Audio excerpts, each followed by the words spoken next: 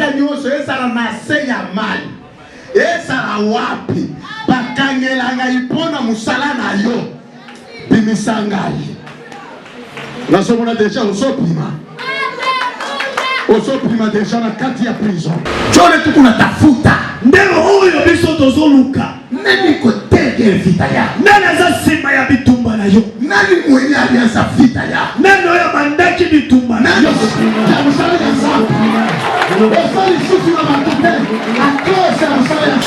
mbote bisika nyonso bozwami mbote tokomi na ngonga oyo tosololaka na bino na émission oyo ya Moumbu na Nzambe le prophète Jérémie Tambo émission prier sans cesse ezali émission oyo epesaka bato ebele sagesse epesaka bato ebele ndenge nini ya kotambola na vie epesaka bato ebele ndenge nini ya koyeba moto oyo aza gestionnaire ya temps na yo epesaka bato ebele ndenge nini ya kubanga Nzambe émission oyo eza émission ya ebandeli ya mayele nega Bible lobi kubanga Nzambe za ebandeli ya mayele.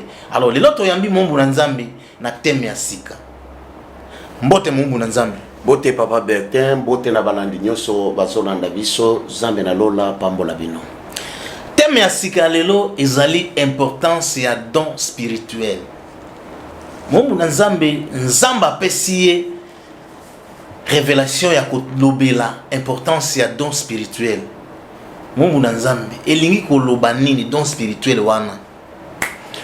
Merci papa Bertin Nzambe apambola yo apambola pe bandeko mususu bazolanda biso na moment difficile o tozana yango soki na bengi yango moment difficile c'est que bato ebele bazana kati ya confusion na makambo ya Nzambe bato ebele ba mama ba papa pe bana mike ba jeune bazana kati ya confusion siko tozolinga ko aider église, c'est-à-dire en général, église en général, église nyonso, eyeba, eyoka, emuna lolenge nini koma bakoki kotambola. Tobandaki kolobela pona kozala na interprète ya vision na yo na gestionnaire ya temps. Mais lelo tobakisi makambo mosusu oyo lobi ba don en général ba don. Donc wana ezate don ya kopesa mbongo ya nini non ezana bao babengi yango don spirituel bien sûr tokokoma kuna ndenge mutuna musali na Nzambe auti kotuna ngai papa Bertin alobi don spirituel eza nini. Bien aimé, avant to koma na ba don spirituel toza na trois catégories ya ba don. Trois catégories ya ba don. To banda ya liboso. Ya liboso eza na Jean chapitre 3 verset 16. Bible lobi Nzambe alingaki mokili mobimba apesi mwana na ye ya likinda. Na mokili mobimba. Eza don. Nzambe alingaki mokili mobimba apesi mwana na ye ya likinda. Il a donné son fils unique. Apesi ye. Na lobi bien Jean chapitre 3 verset 16. Tanga yango na ndako na bolingo ya Nzambe apesi biso don wana. Don wana eza don oyo bapesi na mutu nyonso. Ata omelaka masanga, ata ozandoki, ata ozandumba.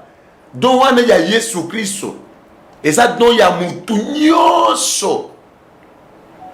Mais soki o reconnaître kaka ondimeli ye, s'il place ozwi don wana. Ekomi ya yo. Yesu Kristo eza don ya liboso.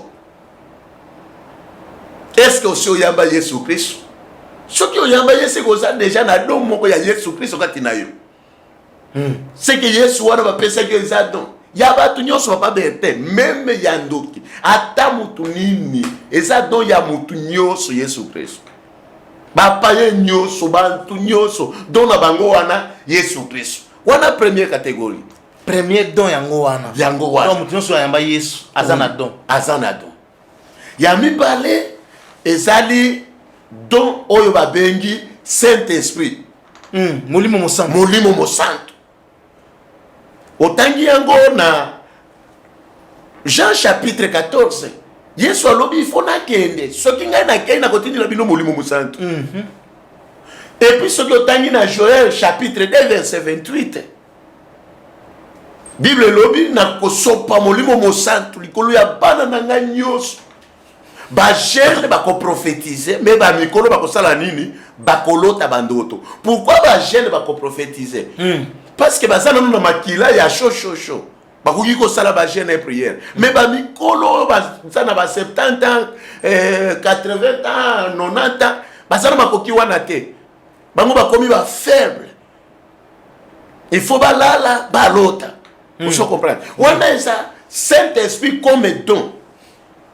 C'est pourquoi ce qui est au tangi na Actes des Apôtres chapitre 1er verset 8. Actes des Apôtres chapitre 1er verset 8. Bible lobi Yesu ayebisi bango bokende na Jérusalem. Bozela nano boyamba nini molimo mosantu. Molimo mosantu eza don. Yesu a se limité na molimo mosantu ko pesa yango. Molimo mosantu eza don oyo Yesu apesaki. Mais apesaki yango batu nyonso te. Molimo mosantu eza don yaba oyo bandimeli Yesu Kristo.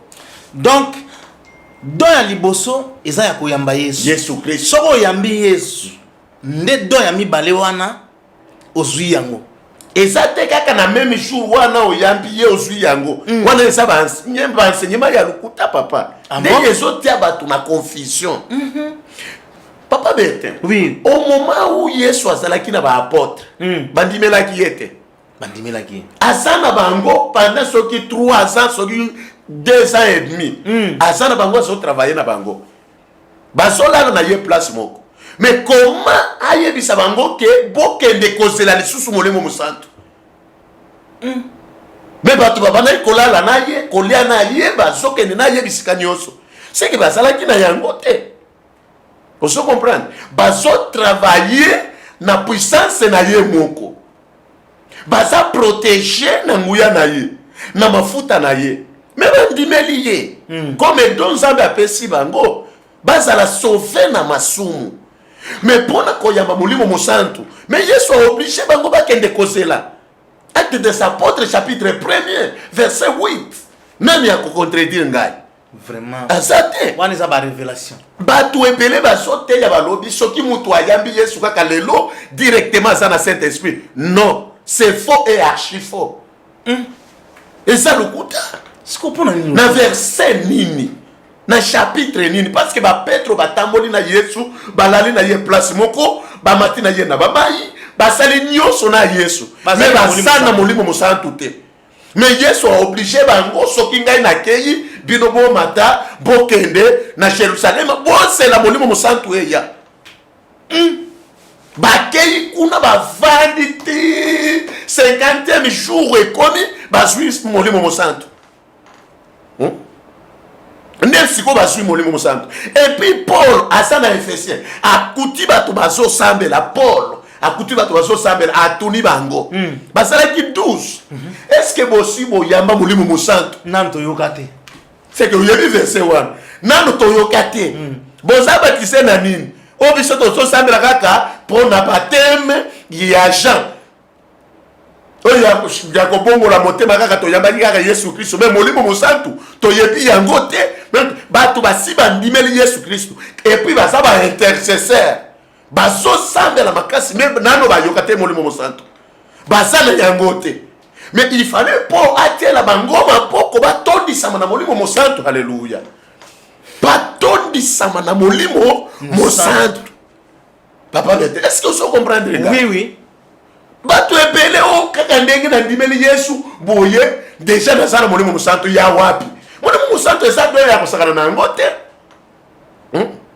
Molimo mosantu eza do oyo Zambe aye kopesa ou bien Yesu aye kopesa na ba oyo bandimeli ye. Au moment où ndimeli Yesu omi kotisi na prière sikoyo il faut yamba nini molimo mosantu. Première étape est ça koyamba do ya liboso Yesu Kristo ya batu nyonso.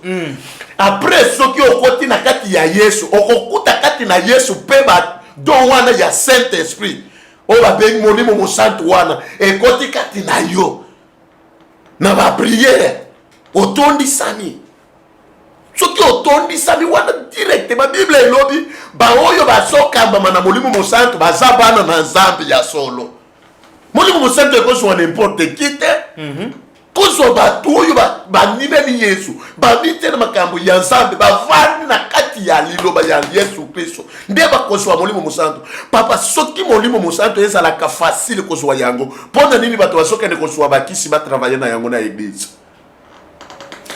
Vraiment côté wana vraiment na kolinga mu na Nzambe ava tokoma na 3e don toza nanu côté wana molimo mosantu po ezana ba pasteur oyo na minute oyo bazoloba bamsukutu bazobenga balobi pasteur bongo te mutu soki kaka alobi ki andimi Yesu Kristo lokola mokonzi pe mobiki simbala moko alati molimo mosantu. Mais ndenge nini pasteur Jérémie alobi ke il faisait taper mususu. Merci. Mutu soki andimeli Yesu Kristo azana assurance ya koloba ke Nzambe akoti kati na ngai. Nzambe akoti kati na ngai. Saint-Esprit te. Ya Saint-Esprit te Nzambe ye moko na akoti kati na ye. C'est que ça na changement. Première étape mutu abimi bisika vandaki akende place mususu. Soki obimi place wana okomi place mususu okokuta biloko mususu esa wana. Oso comprendre papa? Oui. Bato baso sangisa c'est ça nde oyo na bisaki yo bato ebele basana confusion ya liloba ya Nzambe. Même bato batanga théologie. Mais baso comprendre te surtout ba théologie systématique. Mais ba mususu balobaka ke soki ba chelio maboko. Oyambi Yesu lokola mokonzi pe mobikisi. Ba chelio maboko molimo santo ngala moko kati na yo. Papa, soki ezalaka bongo pona nini mutu lelo andimeli Yesu Kristo le même jour bo tu ko sambelela ye na tongo okuti ye di lisusu ameli masanga ya makasi azolala yango na balabala mutu ayambaki Yesu lobi mususu ayambi Yesu lelo na tongo okuti ye baki ndumba moko ya kosakana te azana molimo mosantu yebisanga ko oso comprendre? Oui. C'est que première étape c'est ça koyamba Yesu comme mokonzi pe mobikisi ya vie na yo. Na deuxième étape il faut osala effort ya kotondisa mananini na molimo mosantu parce que ba Petro baliaki tout il fallait Yesu akende ayebisa bango botikala bozela bonso wa molimo mosantu. Pona kotondisa masiko na molimo mosantu na deuxième étape wana esengeli za na ndenge nini?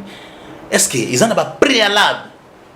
To esengaka ke mutu azala boy to ezala pona kotondisa na molimo mosantu eloko ya liboso il faut nano motema na yo échanger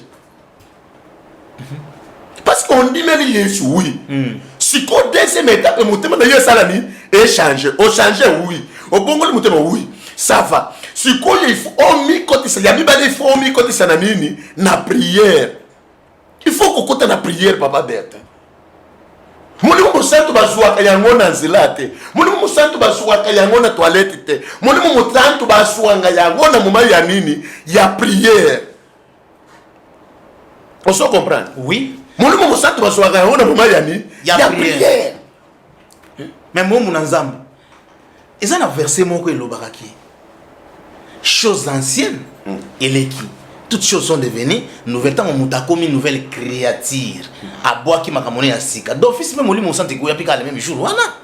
Oui. Et koki ko ya le même jour.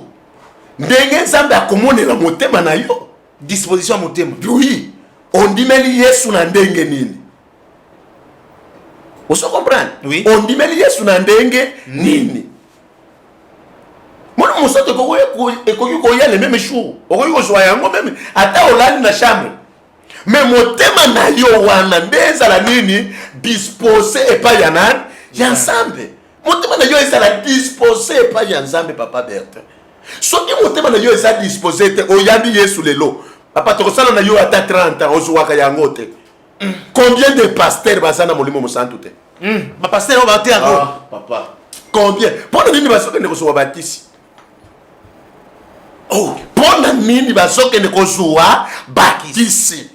Pona prophétiser, pona sala ba délivrance, pona sala soki makambo nini? Pona nini asoke ndeko so. Et ça manki yani ya molimo mosantu. Parce que mutu oyo asana molimo mosantu ndeko na ngai akokende kozwakisi te jamais. Tokokoma na ba étape wana. Oui. Soki okuti pasteur azokende kozwakisi, c'est-à-dire kati na ye eloko ya Saint-Esprit ezate, Saint-Esprit azana yango te. Donc ton nom vide. Eza batu oyo baye kaka na kende kaka. Nandimela Yesu oui, mais nano otondisama te. Donc c'est vraiment compliqué. Pour ma manzambe ba tebele ba sosola kango te. Mingi ba kanisa kaka soko lobi ndimi Yesu lokola mokonzi otanga Jean 3:16. Vous avez déjà na Saint-Esprit. Okoki ko sala bikamu lokola Yesu asalaki. Te. Wana na lobi te. Bongo te. Mais bato mususu baka appuyer kaka na verset biblique wana. Tango mutandimi kaka Yesu lokola mokonzi pe mobikisi ndenge za boye fete salami na lola ba ange bakiti bakomi na service na yo okoki ko sala bikamu lokola Yesu asalaki donc okoki ko sekusa bibembe okoki ko sala nyonso. Papa batu bandimeli Yesu. Tozana ba papa oyo ba mikolo ba leki biso na ba age. Depuis andimela Yesu tilelo nano ayamba molimo mosantu te. Tilelo nano ayamba molimo mosantu te. Mais ça ne condima. Et pas la Yesu. Asa sauvé. Asa na condima yepike na sa sauvé na masumu na ngai. Koyamba Yesu eza kozala sauvé na masumu na yo nyonso. Siko pona koyamba molimo mosantu et accompagner ba oyo bazana mission. Mais si ko so mutaza sauvé déjà na masumu pasteur. Dis non ba lobi ke molimo mosantu wana exemple selon basali mususu na l'église mususu otokenda mumu na nzamba zote alobi au commencement molimo mosantu bandaki ko tambola mauvais likolo ya ba mai. Mais sikoyo tango batu oyo nzamba sali mutu soka ndimi Yesu lokola mokonzi pe mobikisi molimo mosantu lokola bandaki ko telengana ayemba la moko akotikati na yo. Merci papa. Oyemoke verset moko ya Genèse chapitre 1er. Bible lobi nzambe akeli biloko nyonso me molimo ezalaki lokolo ya nini ya mai. Parce que mutu azalaki te. Vale molimo wana efande wapi? Et puis oyebi pourquoi molimo wana efandaki likolo ya mai? Molimo wana efandaki likolo ya mai pona e protéger biloko ezakati ya mai e beba te. Na moma mutu asate oyebi papa soki mutu asana molimo mosantu na nzoto na ye akomela ba poisson akomela biloko ya mape ebele akotambola na yango ata 30 ans kufaka te molimo mosantu zo gérer yango kaka na nzoto donc ezo gérer yango pona koswa molimo mosantu papa esa pasi siko esengaka nini po mususu Yesu nani bayekoli kutu batuna Yesu balobi papa biso to si to yepa na yo to comme na disposition na yo sikoyo biso sort na biso eza nini pona bato mususu bazolanda sikoyo o bandimela Yesu lokola mokonzi pe mobikisi bana posa Saint-Esprit balobi to moni prophète Jérémie azoteya na télévision to moni évêque esengeli to sala nini poto koma baptiser na Saint-Esprit. Ok, merci. Avant de répondre, Papa Bertin, est-ce que Nabatu Nyoso Bazolanda biso, Basi Bandimela Yesu, est-ce que Bango Nyoso Bazana Saint-Esprit? Il y a des questions. Bazana Yangote. Mais Baza sauvé na mabe. Et Tikaliba Yambanini, Molimo Mosantu. Oso comprendre. Et Tikaliba Yamba Molimo Mosantu. Pour que Yamba Molimo Mosantu, maman, papa, il faut qu'on y côté sana kati ya nini, ya prière. Tant que na acte des apôtres. Cornelio a so prier, va prier, a so pesa, va offrande, va nini. Mais Molimo Mosantu est là qui n'a pas yete. Ba lobi, Bible lobi nini. Ba kei ko bengisa Pierre. Pierre aye. Au moins Petro aye asali na bango prière. Nanda kunde ba tondi sami na Molimo Mosantu tina bana na ye. Pasteur Jérémie, ndeko moko komeli biso awa alobi journaliste Bertin tunelanga pasteur. Tango mutu azolota ndoto n'est-ce pas molimo mosantu nazolotisa ye ndoto sikoyo nga soki naza sauvé déjà nakomi kolota bandoto ya malamu nazaka na Saint-Esprit te. Merci. Est-ce que dans le moment Pharaon alotaki ndoto azalaki sauvé? Na moment Pharaon aloti ndoto est-ce que azalaki sauvé? Pas yé moko akosakana te mais aloti ndoto. Combien de sorciers bazolota bandoto? Combien de sorciers papa bazolota bandoto? Et nani ayebision kolota ndoto ozali kozala sauvé? Nani ayebision kolota ndoto eza Saint-Esprit ezakati na yo? Hein? Combien va payer papa mutu payer o ayebani diamba moko ya kosakana te bangi moko ya kosakana te mais ko yebisa yo lelo na loti mabe? Est-ce que ça na molimo mosanto ou bien diamba wana échanger comme molimo mosanto? Hein? Papa molimo mosanto eza makambo mususu. Bato ba miko sate, bato ba miko tisate na ba blague o bato ba so blague na ba télévision même na ba église. On se comprend papa. Ndoto okoki kolota yango ata ozapaye. Tozo interpréter bandoto ya bandoki yawa na ville oyo. Tozo interpréter yango ndoki ya loti. Makambo na zolo bande konanga oza conscient. Kolota ndoto eza synonyme te ya Saint-Esprit. Non. Même pas ya koki kolota yango. Koki kolota yango balota ka yango. Ba konjiboni bazana bakisi na baloge bazo travailler na bandoto. Nanobaki combien de sources oyo eutaka bandoto? Nanobaki 3 sources. Oui. Source moko eza ya Nzambe, source ya mibale eza ya mutu ye moko makanisi na ye. Lobi ozalaki na milier moko ya bana basi na butu okolota femme de nuit. Oloti ozo sala ekobo. Mais olobi na femme de nuit. Non, ozana femme de nuit parce que lobi ozalaki pembeni ya bana basi. Surtout ki oloti yango na butu. On se comprend. Source ya misato eza ya Satan. Aso pesa pe ba songe na ye. Combien Satan pesi ba to ba songe. Nde yango est compliqué ba to ba zo kende lisusu na ba kotia ba église Nzambe nde atiningai mais ba songe ya Satan. Tele est-ce que ba église on est so évoluer. Ndeko mo akomeli biso depuis monga fula. Bandeko bazo benga, bo continuer ko benga. Alobi Berthe Djonga tunelanga Pasteur Jérémie. Sikoyo soki mutu azolota bandoto nanu abongwani te mais azomona déjà nzamba azolakisa ye ba vision. Yo okosalelanga lobi. Yo okosala boy lobby yo okoma mosali ya Nzambe munene. Est-ce que wana isa Saint-Esprit te? Merci papa. On est Saint-Esprit te. On est Nzambe ya Nzambe na yemoko. Nzambe akendaka koluka mutu même na kati ya nini ya masumu akeko luka ye. Voilà. Au moment Adam asala masumu akenda iko batama. Mais Nzambe akenda ki koluka ye. Aende ye même pona kolata. On se comprend. Nzambe ya lukaka bato. Kaya auti ko bomande kona ye Abel na Genèse chapitre 4. Mais Nzambe asotu na yende kona yo aza wapi? Réponse ya gaizani. Est-ce que ngai ndemo bateli ya ndeko na ngai? Quelle réponse? Alors répondre Nzambe na ba bêtise nyonso. Mais Nzambe a dit non. Yo oza mo bateli te mena yo ki makila na ye eso ganga. Makila ya muto eso ganga eso loba eso senga vengeance. Na sala yo mabe sikoyo asa wapi? Nzambe akei kolukaka ye pona nini? Asongela ye. Nzambe akoki koluka yo na balulenge oye moko ayebi. Mais ça synonyme ya Saint-Esprit te zakati na yo. Te yamba na Yesu do ya liboso yango wana. Soki oyambi Yesu lokola mokonzi pe mopikisi. Okokota na deuxième étape ya kotondisa na molimo mosantu. Na zasir na makambo na zolo.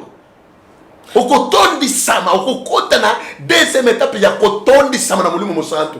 Yesu aliena bango alali na bango place moko mais ayebisi bango bo bimate na Jérusalem bozela botondisama na molimo mosantu botondisama na molimo mosantu. Paul azokende na zela Actes des Apôtres chapitre 9 azokende kobundisa église akwe ya kutali na Yesu ayambi donwana ya bibeli Yesu ayebisi ye kota kaka na village wana ozokende basambele na yo pona otondisama na molimo mosantu akwe yaki nyonso wana Saint-Esprit azalaki nanu kati na ye te. eza Saint-Esprit te akwei na nzambe akweyisi Paul akweyisi na bademo na ye nyonso wana tobengi yango délivrance. C'est ça délivrance non? Est-ce que délivrance eza molimo mosantu? Délivrance eza nzambe azolongola eloko oyo ezotinda yo kosala mabe. C'est ça délivrance. Après délivrance, Saint-Esprit aye akoti kati na yo pona occuper place ya mabe wana ezalaki. C'est ça. Mais mumu na nzambe oyebi koto oyo okoti oyo eza na ndo ba texto na ba appel bamu na nzambe belé bakwesaka bato mutakwei puissance moko ezuye to lobana no Saint-Esprit te po olobi bongo te bato bazo kweya wana. Est-ce que Saint-Esprit nazo koisa bango? Est-ce que baza rempli na Saint-Esprit? To lobanini molimo santo eza kati na momu na nzambe nde azo koisa bango to nini? Wana eza délivrance papa. Eza délivrance. Wana eza délivrance. Molimo mosantu papa de te woki kotondisa yango ata ndenge tozolo baboyi. Molimo mosantu soki mutu atondisa mina yango abungisaka mayele te. Soki mutu anyati yo ke parce que natondisa meseke alukelaka yo déjà na ba problème. Alukaka yo na ba problème. Do ayebi. Mutu soki atondisa mi ayebi ke awa ba micro ezali, awa mesa ezali, awa kiki ezali, oyo asa mwana bébé, oyo esambeli. Moni musantu ebungisaka mayele te. C'est pourquoi mokolo batondisa maki, Pierre atelemi atei. Vous comprenez? Na Bible elobi Paul alobi botondisa na molimo mosantu, mais bolangwa molimo mosantu te. Entre côté kotondisa na yango na kolangwa. Batu bazolangwa. Mutu soki alangwi soka na yeza ko suba meme na balabala. Vous comprenez? Mais mutu oyo atondisami ou bien atondi alié atondi. Eloko boyebe na yeza nzembo. Même na ndaku yo mama alambelaka yo bien soki osilisi kolia soki otondi ya moi bien okoyeba ata mwa nzembo moko boye ata mwana na yo saka konsta wana okoyebisa nga enjo kaka mwa nzembo moko ekobima yesu azali ya okati yango seki usikolia mutu soki atondi sami papa ata azokumba mutuka okweya te mutu soki atondi sami ata azotambusa avion akokweya te mutu soki atondisa mi ata aza likolo ya velo akokweya te mama azosala fufu me asi atondisami asali yango na ndenge akosilisa. C'est cette différence ya Saint-Esprit na bademo nzambe na ngai. Mais soki mutu asana milimo mabe papa yakokweya akobebisa mtina biloko nyonso. Oh, au trois qui te boucane, micro et demo abimaka pamba te il faut abuka iloko moko. Yesu abenga na ba demo na nzoto ya mutu. Est-ce que baloba tinda biso na mai? Non. Tinda biso na nzete te. Tinda biso na bangulu. Pona ba kende ko bebisa bangulu ya bato. Ba fermier ba côté na ba problème. Vous comprenez? C'est ça ensemble. Différence yango wana papa bo confondre le terme molimo musantu na délivrance. Paul nzambe a délivré ye moko. Après yebisi ye kota na village wana bakende ko sambelela yo. Kuna pe nzambe yebisi musale na ye anania ke na tindi mutu moko sambelela ye. Ani abo alobi no na kondi mate parce que mutu wana bomaka bato. Biso ba chrétien zo bomba biso. Nzambe yebisi ye ke aza eloko na ngai il déjà na sali. Mutu ya komi makombo na ngai yo sabela je pona molimo musanto efanda kati na ye na sina délivrer ye zambe azoko filmer na sina délivrer ye mais yo sala nini sambelela ye pona molimo musanto efanda kati na ye. Donc ndenge Paul azalaki wana ndenge nzamba apesaki na adresse ya Ananias nanu azalaki rempli na Saint-Esprit te.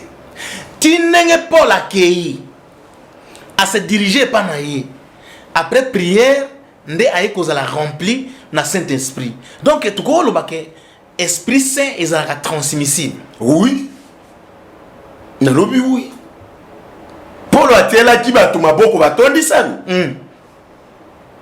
eza na Saint-Esprit okoki kozwa yo sanke moto atiela yo maboko eza na mosusu Nzambe apesi banguya mosusu na kati ya bana na ye atieli yo maboko otondisami na Molimo Mosantu a transmettre Saint-Esprit kati na yo a toucher yo ekoti kati na yo. Oso comprendre nde yango Paul asalaki nde yango Petro asalaki na biso lelo tozosala yango Nzambe azosunga bato bazotondisama na Molimo Mosantu.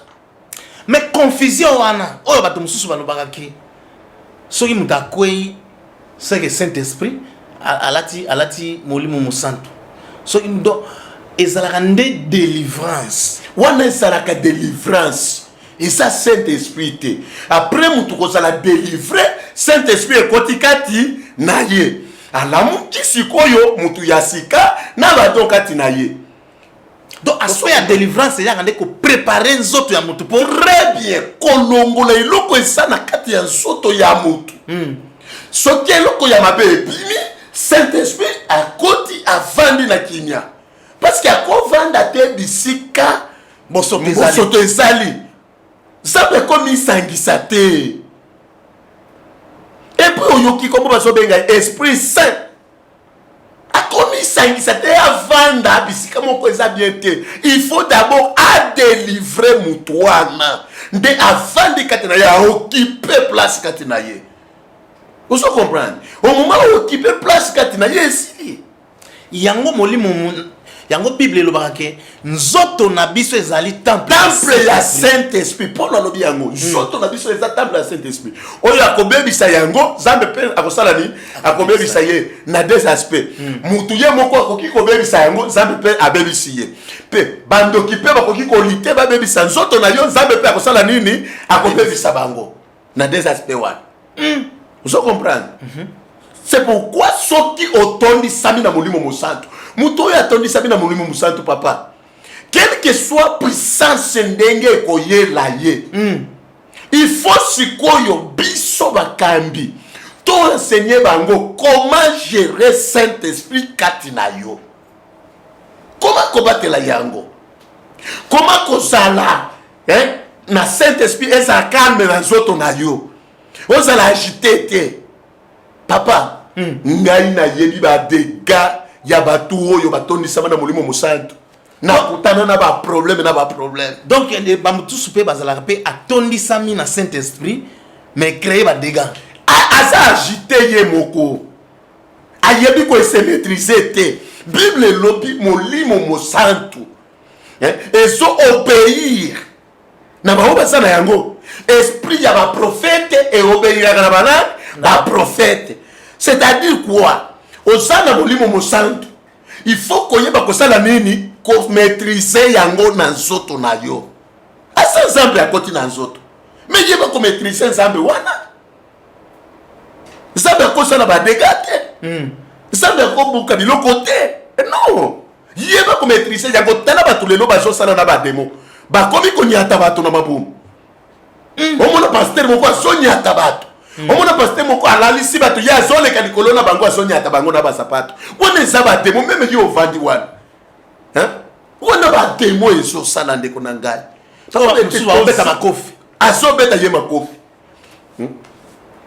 obeti ye makofi eske eza Saint-Esprit elobi beta ye makofi oso comprendre babengisa biso na église moko moni na ba village babenga biso bakite tokei na ke côté ya na ba intercesseur na bana ko tambola na 100 intercesseur bazot bango nyoso wana batondisa na Molimo Mosantu 100 osokanisa eza église soki na soki ene na nzela boyo osokanisa eza église mobima ba intercesseur ya pa mande ko nangani tokomi na mwa village wana kindo kezala makasi babengi singa na koma wana babengi sibasani na Nzambe ebele tokomi kuna de kuna ngai ezalaki makambo ebele makasi kuna au moment tokomi kuna tobandi prière bapesi biso biloko ya kolia fufu eye ya munene omoni na ba village bakataka babulu te basalaka yango kaka boyo osolia yango basalaka ya munene na sali siko batie yango na mesa tala ba jeune wana babandi yango bakofi tup balobi bazo délivrer yango parce que nzambe abiso yango ke kindoki ezali na ya kokuta boye bazo beta fufu abiso yango bandeko ata molimo mosantu yango ya kobeta tina fufu to bazo lia te bazo beta yango ko basala yango na délivrance après to lia yango bien oso kutana na makambo wana siko epesa ngai enseignement il faut na zongela enseignement na ba intercesseur na ngai bayeba comment utiliser molimo mosantu comment utiliser molimo mosantu oso comprendre wana nde makambo ya molimo mosantu papa bete na zoyebisa yo mutu soki atondisami na molimo mosantu mutu soki atondisami na molimo mosantu okoyeba ye ayeba na ndenge nini merci ya liboso bible elobi na bato oyo batondisami na molimo mosantu baloba minoko ya sika balange ya sika babandi koloba yango avec respect soki obeti loboko boye bato nyonso bazu kimia bakati batiki mutu moko aloba soki akoprofetize soki akoloba na minoko ya sika mutu moko azoloba balangi wana azopesa message na balangi soki interprete azali tokokoma kuna wana ya sije munene abeti yango mais soki omoni ozobeta maboko bango basekalmaka te ozobeta maboko basekalmaka te papa est ce que wana kaka molimo mosantu epa na ngai biloko wana nalingaka te l'esprit des prophètes eza soumis na baprophète voilà soki babeti loboko esekalme mais démon ata soki obeti loboko akosekalme te aza kaka agité c'est ça l'importance ya molimo mosantu na nzoto ya mutu yesu apesa biso molimo mosantu mpona sécurité na biso ozo comprendre wana ya liboso ya mibale apesa biso molimo mosantu mpona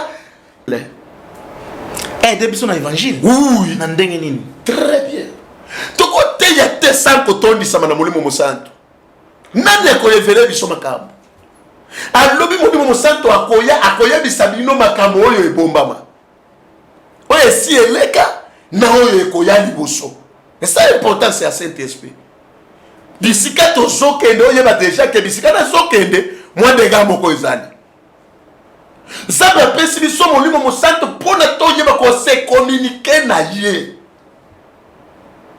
parce que ye eza esprit mpona kose communique na ye biso mpe tosala na kati ya nini ya molimo papa Bertin soki molimo mosantu eza na nzoto te bien aimé eza na bango bazoloba balangi eza na bamosusu nayebi te soki tokoyeba yango ndenge nini ke molimo mosantu eza kuna alobaka balangi te aza kaka boye mais oyo toyebi na kati bango nyonso batondisama minoko ya sika mais ngombo na nzambe teme oyo ezali donc nazomona bato ndenge bazobenga donc vraiment eza somo sikoyo ngombo na nzambe soki tokei ndenge olobi mpona molimo na nzambe bapaster mingi olobi awa ke ebele baza na molimo na nzambe te bazoteya mpe baza na maloba kitoko awa mavi wana tokoki koloba nini nzambe azali to nzambe aza na bango te merci papa Bete ko confondre molimo mosantu te na kotanga théologie bozosangisa biloko wana bato ebele baza na confusion ya biloko wana mutu nyonso meme ndenge bamisicien oyo ya minene tozomona akoki kose décide ndenge baza na bavoi ya bien ake atangi théologie akote ya biso awa papa okolela mikolo bapinisien nyonso bakomoteya okolela eza te nano baministère oyo ya biso chrétien no bamisicien oyo ya libanda oui papa ndenge baza na bavoi ya kitoko wana soki atangi théologie akote ya biso bato ebele batangi théologie mais nano abongwani te akolelisa te asa ata na nini te après kotanga théologie à comprendre moi enseignement ya théologie à maîtriser Bible après sans Saint-Esprit ake ya créer église wana ekochange ngai na eloko te mais de différence ekozala entre ye na ngai na nini très bien tokokoma na niveau moko ekosenga molimo mosantu intervenir mais yo sikoyo oza kaka na théologie oyebaki oyebi ke bathéologie ebele bazomela masanga na théologie bazotangisa masanga eza problème te mais na Saint-Esprit ezotangisa biso masanga eza problème différence yango pas lobaki yango oui a recommandé yango a recommandé na yango nani Timothée mais bavanda kana masanga nini a recommandaki lutoko masanga nini omoni basolari ebele baza na kati ya église soki basimbi makambo wana bazokanisa ke papa masanga nini mutu soki aza na posa ya komela amela na ye na ndenge na ye amela na ndenge na ye na diskitaki yango na bato ebele bapesi ngai baverse bazokonfondre o David o banini alobaki boye ozokonfondre baroi na lelo biso bakritie na nini ndeko na ngai nazoyebisa papa différence ekozala kaka okomona bango bathéologie bazobala basi 5-5-6-6 mais babiso totozisami na molimo mosantu epekisi biso basi 5-6 donc wana babalaka mingi wana bathéologie papa ngai natanga yango ko nayebi biloko nazoloba surtout bathéologie oyo systématique bazotambola na système donc tolobake selon pasteur Jérémie obali basi 6 na nini molimo mosantu ozana yango te est-ce que okolinga bango ndenge moko est-ce que okolinga bango ndenge moko nakutana na pasteur moko quelque part na pharmacie atuni ngai ozana na bisie na za pasteur abisi ngai ozana basi combien na lobi na za na moko alobi ya ozafo yebi ko gérer ata 3 te. Est-ce que vous gérez l'église? N'abissez papa, aux âmes, nous nous sommes tous accompagnés, nous sommes alimbisa, nous sommes manake. Mais, oui, makambo ozolo bawana, pasteur nani Pierre Cass, aibisanga, que soko moni pasteur azo boya kozala na basi belé, c'est que nana comprendre liloba nzambe te. Papa ngai na za roi te. Na roi baza autorisé kozala na bango ata 30. Parce que Israël yé mokonde andima biloko wana. Na moment ya Samuel. Vous so comprendre? Ngai na za prophète. Na suki wana. Ozo tambola na ainsi dit l'Éternel. Na ainsi dit l'Éternel. O nzambe bisinga ndeko na kosala. Na kokende gauche te na kokende droite te. On se comprend. Ya biloko wana papa. Batu epele baso pebisa baso tia batu na confusion. Biloko nyonso wana. Et ça manque ya ni. Il y a cet esprit de Konangai. Cet esprit a été orienté biso, maman, papa. Cet esprit a ça, il y a des ordres de terre. Cet esprit a ça, il a orienté moi na ye. A ça na zoto na yo. Akoye bisayo makambo ndenge il faut otambola. Okosala ndenge nini tambola boye, zala boye. A ça ensemble il y a ordre. Cet esprit a ça, il est côté ya kosakana na yango non. Cet esprit soki a côté na zoto ata ya mwana bébé a kozala na importance na famille. Voilà. Pasteur Jérémie ndekomoka komi message à lobby. Est-ce que un serviteur de Dieu a pu apprendre mutu parler à langue que loba obaba baba mutu parler obaba baba khabara mutalobi khabara Karaba, dans le Karaba. Bon, wana na yebite.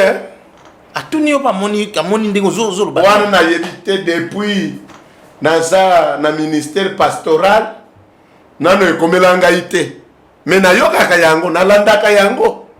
Ndenge bazotangisa yango batu koloba na minoko ya sika soki otuni bango bakopesa yo ndenge bana ya ba prophète bana ikoyekola ki prophète na Bethel. Mais au moment où on a dit qu'il y a qui prophète na Bethel, Zambé a confondre bango. Azui Élysée, oyo avanzala ki na kati ya kotanga ki prophète était azui musika alanda Eli, azala prophète azoni prophète sa koye kola yango.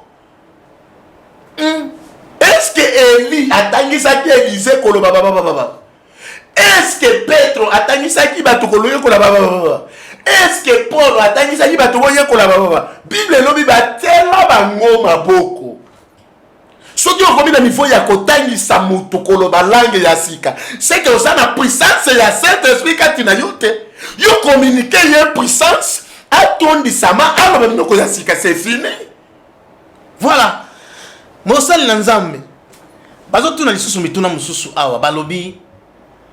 Est-ce que tuna pasteur Jérémie, est-ce que don ya koloba langue poto yebi na kala elobamaka na bayekoli balobaka oyo azoloba na langue oyo azoloba na langue oyo azoloba na langue oyo, mais lelo ekoma bazo bakomolanda kaka ligne moko ya ura barakara shire bara. Est-ce que Saint-Esprit ezaka na langue oyo moko wana nda azoloba pour seria kala Saint-Esprit azaka riche apesaka batu ba langue belé, mais lelo Saint-Esprit akomi pauvre komi kaka langage moko. Merci papa. Ndenge tozana yoboy. Soki omesani na ngai okutinga na lobaka minoko ya sika. Okozwa kaka moko okolinga mingi obandi koloba yango. C'est facile. Kosala yango. Mais kati na yo Saint-Esprit azate. Epele bazo sala ba minoko wana ba mususu na kati sa bango. C'est parce que bazo sala yango parce que bato ya ko interpréter ba langue wana bazate. Surtout na Kinshasa, bazate. Ngai bakotela ngai na ibise frère moko ayena bande moko banini. Au moment na zoyo ka izaka ka bande o yake ko yekola. Aye komeka ngenge na l'interpréter ka ba langue wana soki na kosaka. Na kene na simba kaka na matoi na telemisi frère. Kosaka na ngai tekene bala ko. A telemi a témoigner alors non tolanda biloko papa oyo asana Nzambe ya solo. On se comprend, oui. Même bana surtout bana mike oyo bazalaka na église bana ya ekodime wana ba yebi ba langue nyoso ya ba pasteur okokuta mwana azolo ba yangpa wa okanisika ya tondisa mina bolimo mosantu wana eza langue na yebi te soki surtout awa na kina na kine na Lubumbashi ba awa nano na Congo eza ba langue moko vraiment ezotambola kaka baraka shara barali et où t'as kuna et puis na sina kutana magasin moko batia yango biloko wana on se comprend ba komi kaka langue wana na langue oyo sinde bato balobaka bakashara et comme lisusu wa alimentation et comme restaurant ya ba ende on se comprend donc mina suka mo na Nzambe question suka nanu pour témoignage munene bato bazo koma ba texto ebele question suka o batuni ezali kaka pona makambo o etali langue wana. Est-ce que est-il possible que ce qui muta lobi langue wana a interprété yango soka interprété yango te baloba kiza lokuta? Merci. Et ça na balangue balobaka yango na ndenge nini? Et ça na langue o mutu azo se communiquer ye moko na Nzambe. Et ça na langue oyo pe ezope sa message, c'est différent. Mais fa communiquer mutu moka yo kango. Oh ya langue ya ko communiquer message et ko zaka na mutu moko akoyoka yango soki mutu wana azate pour la lobi sala na kimia koloba yango lisusu te parce que ezana tina te ezo édifier mutu te ezo édifier yo moko. C'est pourquoi au kataki ngai na pesa ki 3 dimensions na automatique ya badon na to comité to saka moko wana parce que lobi émission ici kasi to comité sikoyo parce que na stand personne là ya koyebi sabato au moment to silisido ya liboso eza Yesu Kristo do ya mibale eza Saint-Esprit ye moko sikoyo do ya misato eza o Saint-Esprit azo pesa oyo bazo benga don spirituel c'est que wana pe euti na molimo mosantu molimo mosantu pe apesi ba don na ye wana eza neuf to sala ngora wana eza neuf wana to sikoyo neuf do wana ndeko na ngai landa na semaine okoya kolia biloko wana o comprendre sikoyo na neuf do wana soki osana yango parce que soki na sana molimo mosantu kati na ngai sikoyo molimo mosantu wana ifo ebota ba do kati na ngai. Amen. Molimo mosantu ebota ba nini ba pesa 2 minutes lobaka simo na Nzambe molimo mosantu ebota ba do kati na yo ozwi Yesu Kristo bongoli motema merci osa mwana na Nzambe otondisa mina molimo mosantu kozala te ozala arrêté kaka na koloba balangi ya senono sikoyo molimo mosanto ezakati na yo wana ndeko nanga il faut ebota badon spirituel oyo bobengi badon spirituel na lopoto sikoyo makambo wana ya molimo mosanto yesu alobelaki yango te mutu alobeli yango eza polo alobi soki mutu atonisami na molimo mosanto j'espère na 1 Corinthiens chapitre 12 nde sika tokoyela wana 1 Corinthiens chapitre 12 molimo mosantu soki akotikali na yo apesi biso badon spirituel ye abimisi mpe badon na ye wana nde tokomona 9 don spirituel ile wana bolobaka oyo alobi naza na oyo nakoya koexplike bino nayebike miso oyo ekosala bino pase parceke ekatani na balabala oza na besoin oyeba don nini oza na yango na kati yo osi otonisami na molimo mosantu nakoyede yo nayebisa yo soki nano oza na don wana te nakoyede yo napesa yo nzela koma koluka sikoyo badon wana osi otondisami mais chaque jour oza kaka nzambe etondisa ngai ozali makambo mosusu ya kosambela te nzambe asi atondisi yo oza deja na molimo mosantu etikali sikoyo oluka badon spirituel ekota kati na yo badon ya molimo mosantu wana eza kati na yo molimo mosantu mpe abota yango soki aboti badon kati na yo wana nde okozala bien wana okozala bien voilà mpo bamona yo adresse mpe oyambaka heure nini jour nini bien-aimé église na biso ebengeli église évangélique prier sans cesse eza na commune ya Selembao cité verte 12e mairie yaka wana okokuta biso nazo expliquer biloko ya munene place wana nayambaka chaque mercredi na 10h juste ti 15h30 okokuta ngai wana chaque vendredi jeûne et prière kobanda 8h juste ti 18h juste tozo prier tozo luka biloko ya lola ba télévision ya lola mama tika novela se yaka to luka nzambe totala ba vision ya lola est-ce que yo tala ba vision ya lola ou bien tala kaka bato bazotambola sa sans kolata yaka totala ba ange denge balati ba robe ya bien banzambala ya pembe na ba vision yaka to luka nzambe nzambe azosala kindoki efutaka te me nzambe azofuta yaka na cité verte numéro ya téléphone eza affiché na ba écran na bino insister ata elekite yo insister kaka le mususu na sana prière tokosolola na ede yo depuis otondisama yo kendaka liboso te faut badon wana ekota kati na yo ebota makati na yo osala mutu ya makasi osala mutu munene yaka na cité verte 12e mairie tosolola na ko ede yo ata oza bloqué nzambe akosunga yo molimo mosantu ekamba yo 081 0020 554 benga biso orange pe ezaka na ba écran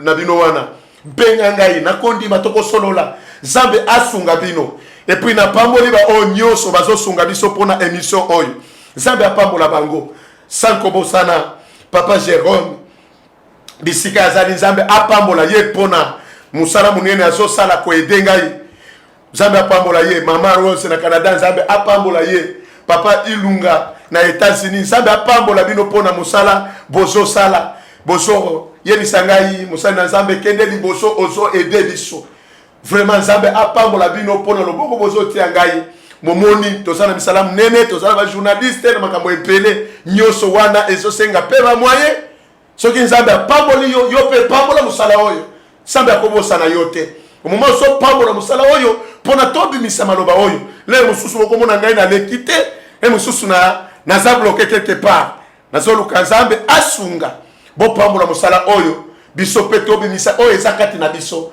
nzambe akosunga yo soki oza pasteur oza na perso ya komona ngai ndeko na ngai nimero eza wana toza basali na nzambe ngai na boyaka te naza wana pona koexplike me ya malunga tosunga église ekende liboso yaka tokutana na cité verte 12e mairie numéro 12 commune ya Selembao tunakata église évangélique prier sans cesse okokuta biso eza partout na Lubumbashi na Goma Bukavu Kalemi prier sans cesse eza partout na Congo bisika nyonso okokuta yango nzambe apambola bino azala pe na bino tokomonana na émission mosusu ezoya to expliquer 9 dons spirituels wana to expliquer yango yo pe ekosunga yo nzambe na lola apambola bino. Voilà, merci beaucoup mosali na nzambe bozalaki ebele ya kolanda émission oyo bozalaki ebele ya ko bénéficier na mateya oyo moumbu na nzamba ye ko pesa enseignement oyo vraiment ezalaka malamu boye kutalaka biloko aboye kolongola mayele na biloko ezopesa eloko te oyoki ata basala nzambe bazozwa pe mayele kaka na bemission ya boye mpona nga Bertin Dionga tokutani na bino mbala nsima Chobi Nzonga pe équipe mobimba merci ciao mali ezala wapi bakangela ngai mpona mosala na yo bimisa ngai nazomona deja osopima deja na kati ya prison jone tukuna tafuta ndelo oyo biso tozoluka nani kotege vita ya nani aza nsima ya bitumba na yo nani mwenye alianza vita ya nani oyo abandaki bitumba na yo ya mosala ya nzambe osali susu na bato te akose ya mosala ya nzambe